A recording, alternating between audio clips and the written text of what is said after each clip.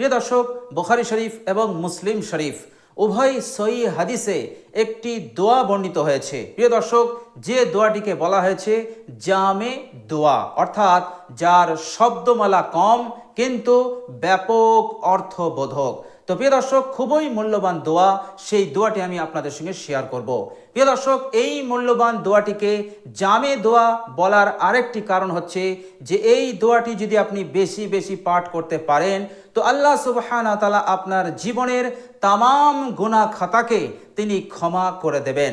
প্রিয় দর্শক, শুধু তাই নয়, আল্লাহ সুবহানাহু ওয়া তাআলা এই দুনিয়ার বুকে যে সমস্ত বিষয়ে আপনি অভাব বোধ করেন, আপনার অভাব মনে হয়, সেই অভাবকে আল্লাহ পাক দূর করে দেবেন। আল্লাহ পাক আপনাকে অভাব মুক্ত করে দেবেন।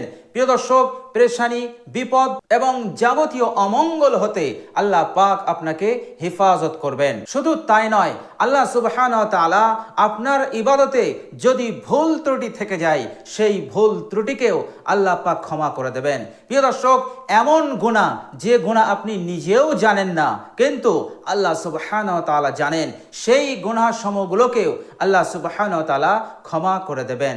তো প্রিয় দর্শক, দোয়াটি হচ্ছে খুবই মূল্যবান এবং জামে দোয়া। প্রিয় দর্শক, এই দোয়াটি আপনি যখন ইচ্ছা, যখন সময় পাবেন তখনই পড়তে পারবেন।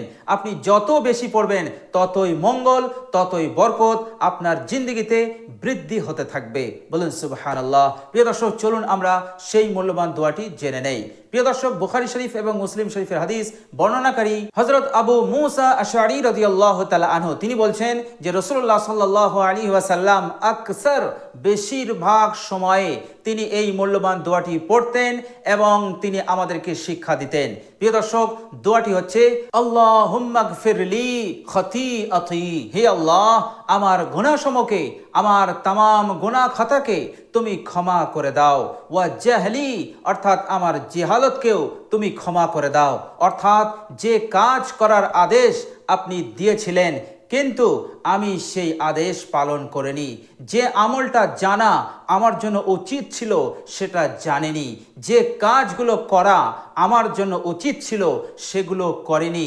আমার এই জিহালতকে, আমার এই অজ্ঞতাটাকে তুমি ক্ষমা করে দাও। ওয়া ইসরাফি ফি আমরি, এবং আমার প্রত্যেক কাজে যে বাড়াবাড়ি হয়ে গেছে সেই বাড়াবাড়িকে তুমি ক্ষমা করে দাও।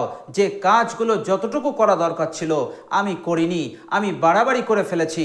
কাজে, কর্মে, কথাতে যতটা ইসরাফ করেছি, বাড়াবাড়ি করেছি, হে আল্লাহ তুমি ক্ষমা করে দাও। ওয়ামা আনতা আ'লামু বিহি মিন্নি, এবং যে গুনাহগুলো আমি জানি না কিন্তু হে আল্লাহ তুমি খুব ভালোভাবে জানো, হে আল্লাহ সেই গুনাহগুলোকেও ক্ষমা করে দিন। প্রিয় দর্শক, এইভাবে করে আপনি আল্লাহ সুবহানাহু ওয়া তাআলার কাছে দোয়া করতে থাকুন। প্রিয় দর্শক, এই ছোট্ট দোয়াটিকেই বলা হয় জামে দোয়া।